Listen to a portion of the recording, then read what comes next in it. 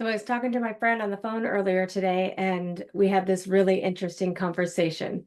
I was talking to her on the phone, and she said, I should have went to that real estate with you guys last night because there was a guy there that won an award for best real estate agent of the year or something like that, and he failed the real estate test 11 times. She goes, I wanted to ask him why he failed the test so many times.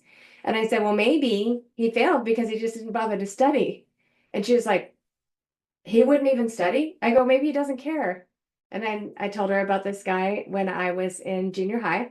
Back at that, then you had to run a mile and they would time you.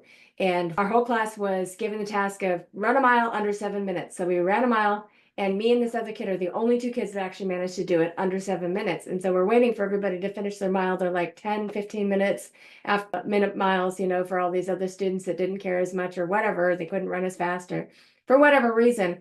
And we were sitting there talking, and he goes, yeah, I don't do my homework. And I was like, you don't do your homework? And he goes, no, I don't do my homework. I go, why don't you do your homework?